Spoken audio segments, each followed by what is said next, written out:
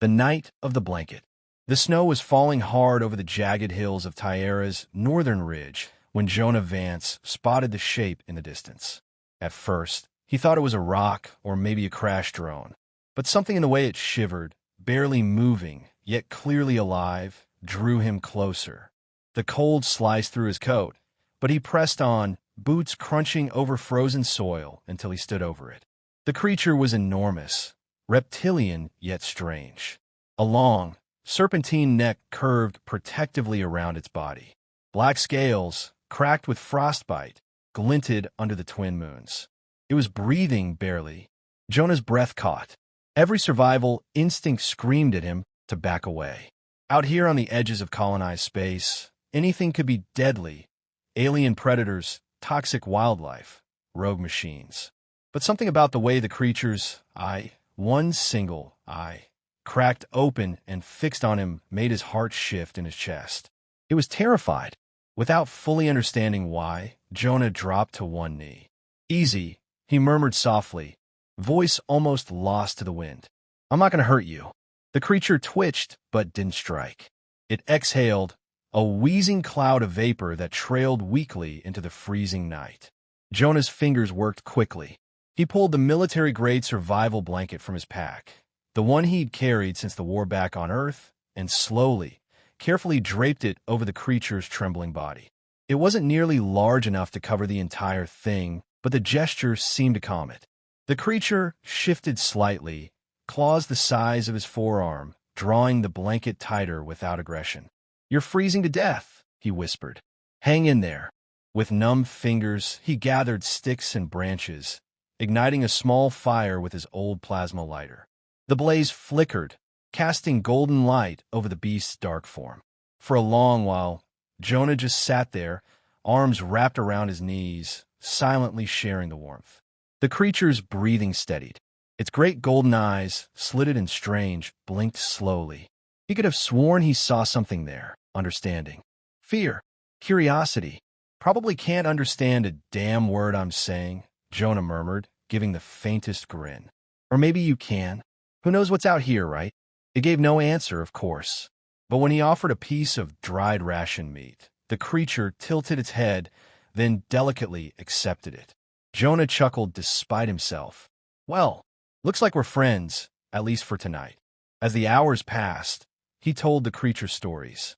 About Earth, about the time he nearly drowned in the Mediterranean, about the war that had taken everything from him, about why he'd come to Tierra, to escape, to forget. The creature watched with ancient, glowing eyes, silent but present. By midnight, the snow had slowed. The fire crackled softly. Jonah's eyelids grew heavy, and he felt the weight of exhaustion pull him under. When he woke, dawn was breaking over a violet horizon. The fire had burned to ash. The creature, gone. Jonah sat up at the start, heart racing, scanning the tree-line. No blood, no signs of struggle. Just vanished. The blanket was gone too. He exhaled, rubbing his face. "Well," he muttered to himself, standing and brushing off snow. "That's one for the books." Something inside him felt different, though. He couldn't explain it. A quiet warmth remained in his chest, as if the fire still burned somewhere unseen. By the time he trudged back toward his cabin, the incident already felt half like a dream. But by the time the imperial ships arrived the next day, Jonah would realize that his one simple act of kindness had sparked something far bigger than he could ever have imagined. The imperial summons. The roar of engines shattered the morning calm.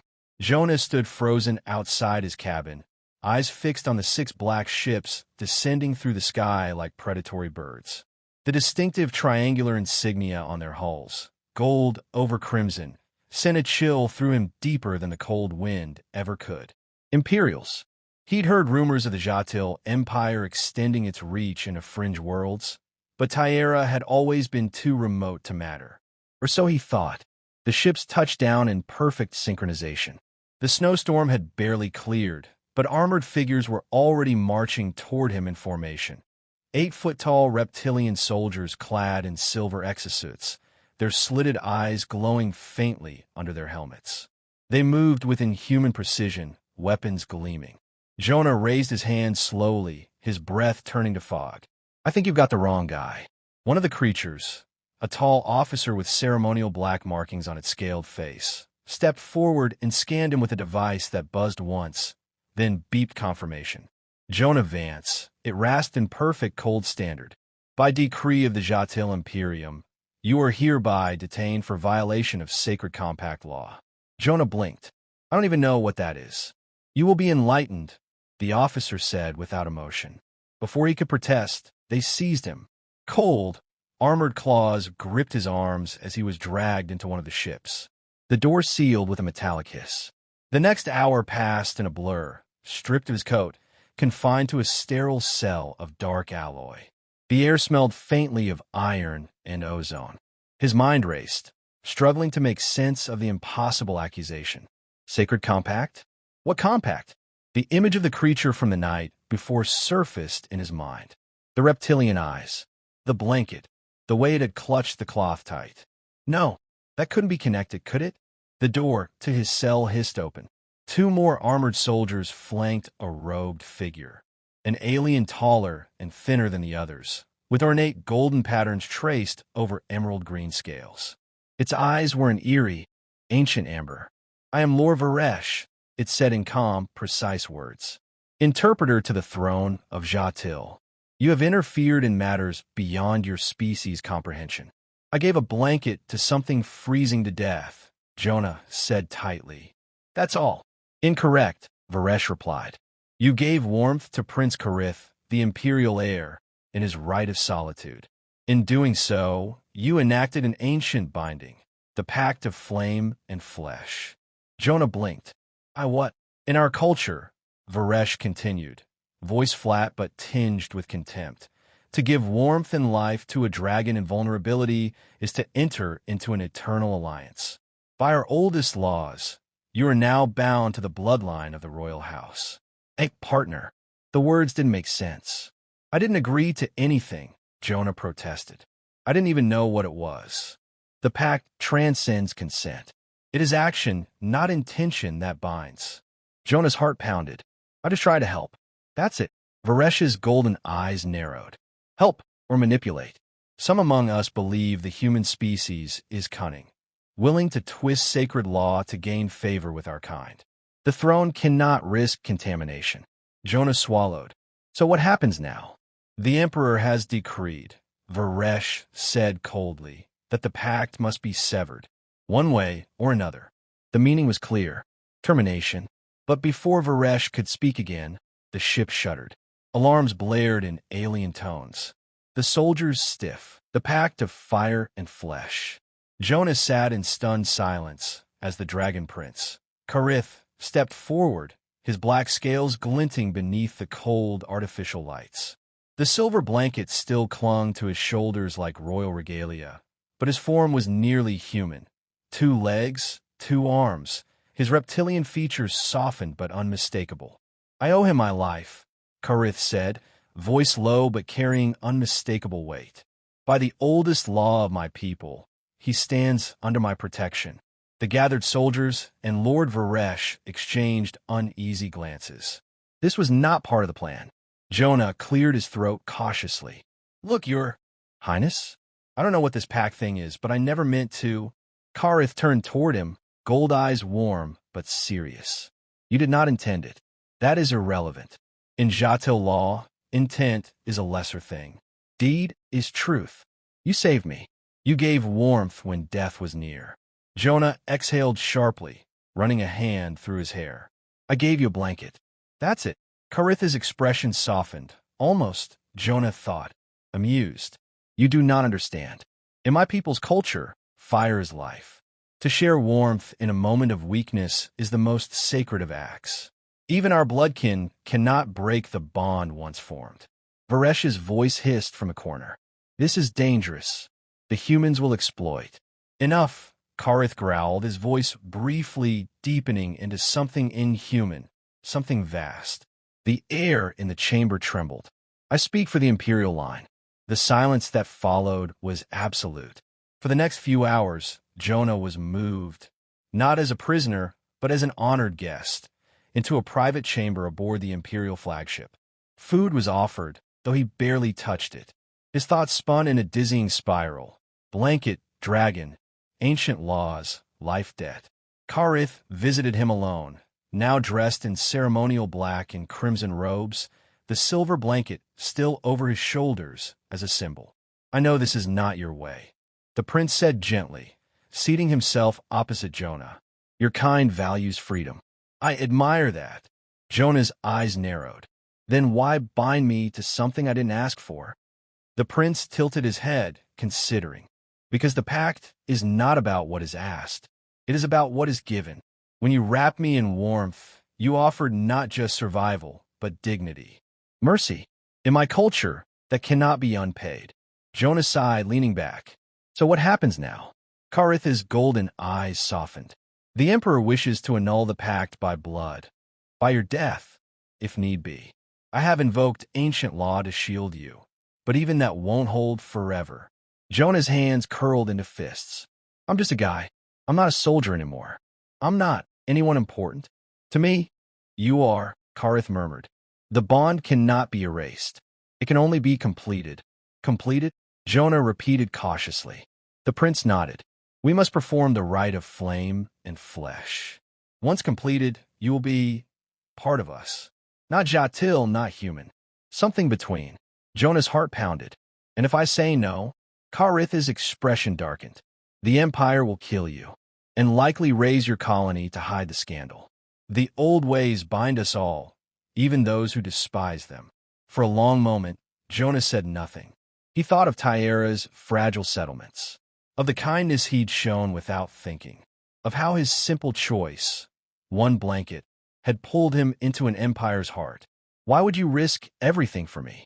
Jonah asked finally, voice quiet. Karith's eyes glowed faintly. Because when I was weak, you didn't see a prince. You didn't see a monster. You just saw someone who needed help. A strange warmth stirred in Jonah's chest, somewhere deep, unfamiliar. He felt, for the first time in years, seen. He swallowed hard. Then let's do it. Whatever this rite is, I'm in. The prince smiled, a flash of sharp teeth, but somehow still gentle. He stood, offering his clawed hand. Then come, Jonah Vance, Karith said softly. Let's seal what fate has already begun. As their hands met, a shock of golden light pulsed through the room. Jonah gasped as warmth, ancient, alien, alive, spread through his bones. The pact of fire and flesh had begun. Fire rises, empire falls. The rite of flame and flesh was unlike anything Jonah could have imagined. Standing with Karith inside the heart of the imperial flagship, a vast crystalline chamber lit by rivers of molten gold, Jonah felt heat seep into his skin, not from the air, but from within. The prince's clawed hand gripped his firmly, the ancient symbols of the pact glowing along both their arms. Flashes of visions, memories not his own, raced through Jonah's mind. Soaring skies, volcanic rivers, battles fought under alien suns. The soul of the dragon prince touched his own, and something deep in Jonah cracked open, flooded with warmth and strange power. And then it was done. The chamber dimmed. The golden sigils faded, though a faint shimmer remained along Jonah's forearms like ghostlight under his skin. He gasped, staggering. What did you do to me? Karith steadied him gently.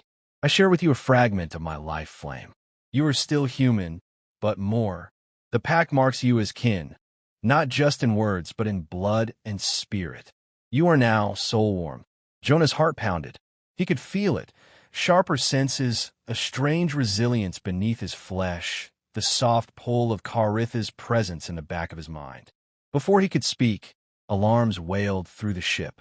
Karith's eyes flashed. He's moving against us sooner than I thought. The Emperor. Within minutes, news spread. Jonah barely had time to process what was happening. The Imperial High Council had rejected Karith's right to form the pact. Soldiers loyal to the Emperor were seizing control of the ship.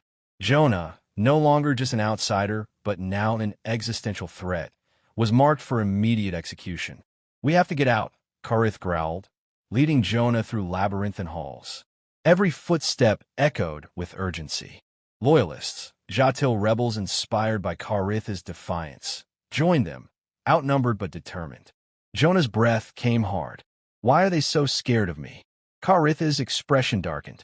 Because you break the story they've told themselves for 1,000 years. The humans are weak, unworthy, beneath them. A human bound to the royal line? To them, that's heresy. They reached the hangar as enemy forces poured in. Gunfire lit the air, plasma bolts searing past Jonah's head. Instinct from old battles on Earth kicked in. He moved without thinking, diving for cover, dragging Karith down with him. Even as he scrambled, he felt something new in his veins, a flicker of heat, an uncanny awareness of incoming danger. One soldier fired at point-blank range. Jonah's hand shot up reflexively. The plasma bolt bent mid-air, deflecting harmlessly against an invisible barrier. For a heartbeat, Jonah just stared at his own trembling fingers. What the hell was that? Karith gave a thin smile. The bond protects. With the help of the rebel Zha'til, Jonah and Karith reached the last dropship. As they lifted off, explosions rocked the flagship. Open rebellion had begun. The old empire was fracturing. Hours later, they landed on neutral ground, a smaller moon where the remnants of the rebel faction regrouped. Jonah stood outside the ship, the cold wind biting at his face. Karith joined him, silent for a while.